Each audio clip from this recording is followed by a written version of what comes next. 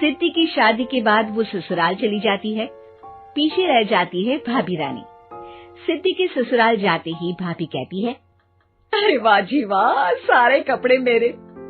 हाय रे पैंट, अरे वाह वाह, मजा आ जाएगा। अरे ये सिद्धि की अलमारी के सामने खड़े होकर क्या बड़बड़ा रही है?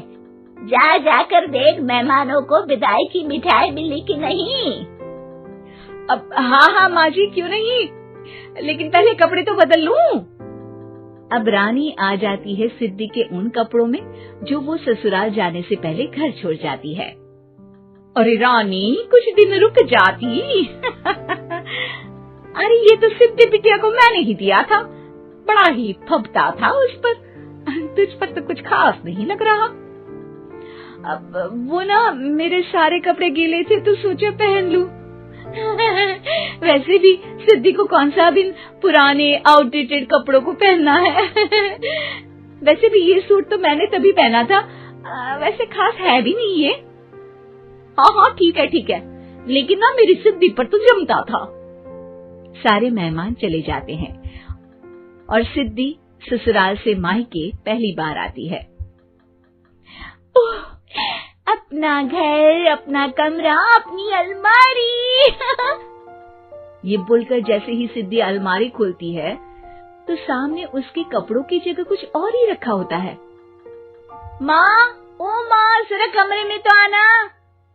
सास और रानी वहां पहुंच जाते हैं। रानी ने पहनी होती है सिद्धि की जींस और टी शर्ट। अरे भाभी, ये क्या? ये तो मेरी बड़ी ही महंगी टी शर्ट है, इसे आपने घर में क्यों पहनी है? अरे बहुत मिलती है दीदी ये चौक की मार्केट में, 150 में। ओ भाभी प्लीज, ये एरोपोस्टल है, 2000 की एक टी शर्ट। ओहो, 2000 में तो दीदी 4 साड़ी आ जाए। अब क्या बोलूं? भाभी, ये मेरी अलमारी में छोटू के कपड़े, तो मेरे कपड़े कहाँ हैं? मेरी अलमारी में? अब दीदी आपको कौन से पुराने कपड़े पहनने थे?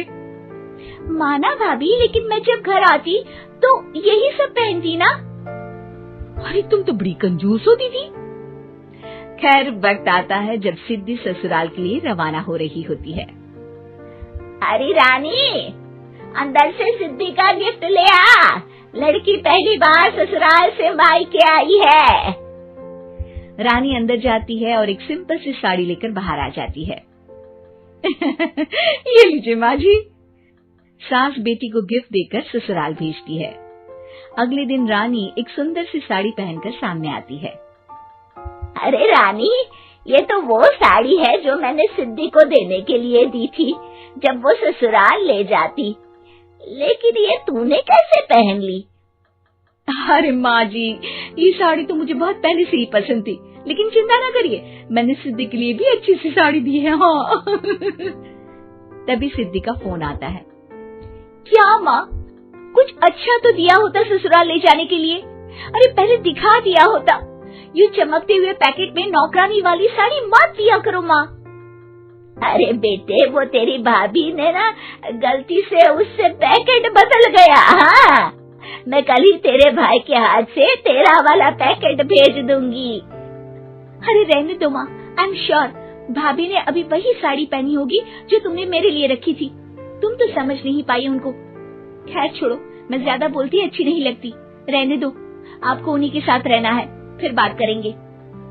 सास को रानी पर गुस्सा आ जाता है। वो उसके कमरे में जाती है जहाँ वो शादी का एल्बम देख रही होती है। रानी, मार्केट जाकर एक ऐसी ही साड़ी लेकर आ, कल प्रतीक जाकर सिद्धि के घर दे आएगा। अरे क्यों माँ जी, कितनी साड़ी देनी है दीदी को? यहाँ कोई सेल लगी है क्या? अरे चुप कर, मेरे बेटी के हिस्से की साड़ी खुद पहन ली, अब ज्यादा ज्ञान बांट रही है। एक दिन सिद्धि का फोन आता है। माँ, मेरी सास ने आज सबको खाने पर बुलाया है। सारे लोग सिद्धि के ससुराल पहुँचते हैं। खाना खाकर वो लोग निकल रहे होते हैं कि सिद्धि की सास सभी को गिफ्ट देती है। अरे बहन जी, बेटी के घर का खाना खा लिया, यही बहुत है जो आप ऊपर से गिफ्ट भी दे रही है। अरे बहन जी, आप भी कहाँ इन बातों पर विश्वास कर रही हैं।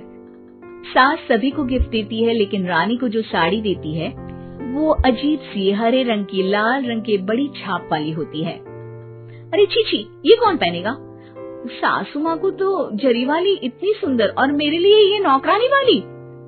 अरे भाभी, दरअसल मैं जब भी घर आती थी आप वापसी में ऐसी ही साड़ी देती थी ना, तो माँ ने सोचा कि आपको आपकी पसंद की ही साड़ी क्यों ना दी जाए। बेचारी रानी, बोलती भी तो क्या। सिद्धि और सास रानी का चेहरा देखकर हंसने लगती है, तो रानी समझ जाती है कि अपने ही बिछाए जाल में वो फंस चुकी है।